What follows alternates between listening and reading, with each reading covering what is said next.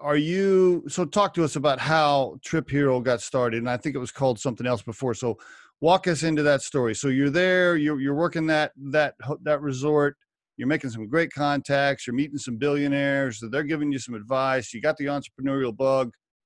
Walk us through how this TripHero came to be.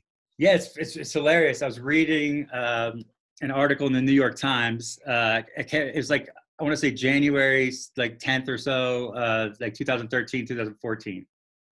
So I'd been there for a while. I got real involved in Vail Resorts. Really liked the company. Met a lot of the executives and stuff through the club. Really admired what they were doing. Like Rob Katz, Chris Jarneau, some big names in the ski industry. They were super awesome. Okay. Have those connections and a little bit of mentorship from them.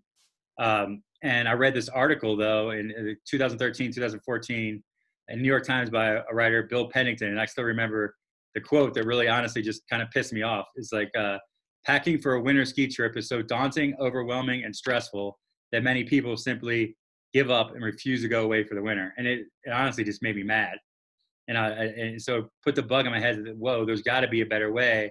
And it was great because I saw it. I saw these members of the mountain club, like I said, multi-millionaires schlepping their stuff through the streets and having trouble with getting all their stuff together.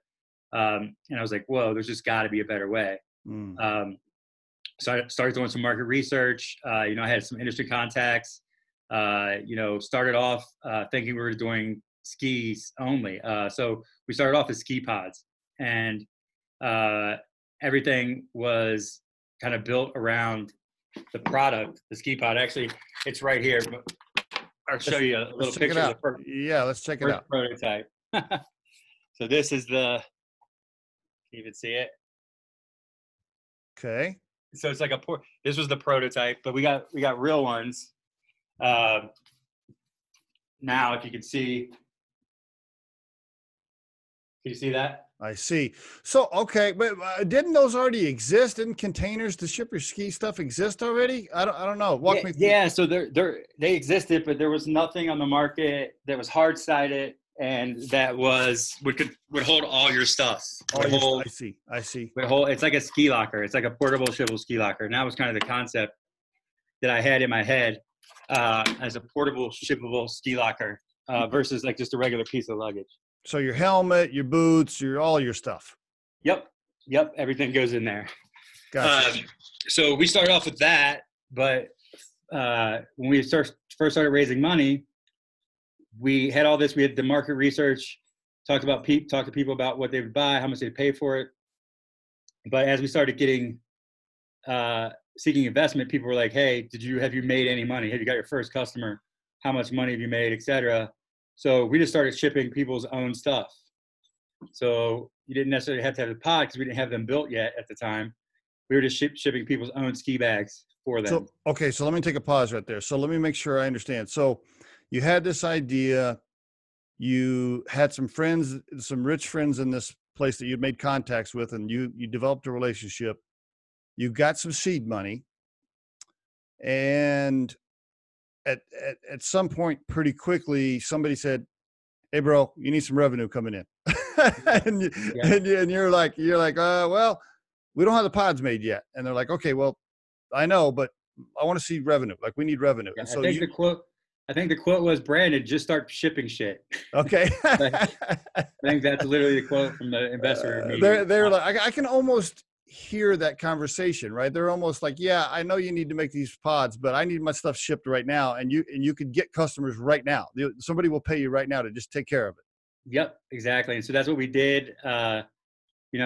We initially thought we were going to just ship skis, right? And literally, I have a picture in my mind, like our third customer, me and one of my co-founders, Jason. We literally showed up, and this customer was like, "Brandon, can you ship my luggage as well?" And that's kind of when the light went off, like not just ski pods, but TripHero. So let me make sure I understand. So if I'm in Vail and I'm getting ready to fly back to New York, you just come by my place, my condo in Vail, and just get all my stuff and just take care of it. I don't have to worry about packing it or taking it to the airport or calling FedEx or any of that crap. Nothing. You just take Yep. care of it. Yeah, that's the biggest question we get from our customers. They're always like, when are you gonna send our labels? What about putting on our labels? Like, we do that for you. You don't have to do anything. You don't have to do anything. You just, Yeah, okay. All right. All right. totally seamless, hands-free experience. Somebody comes by your house and gets it.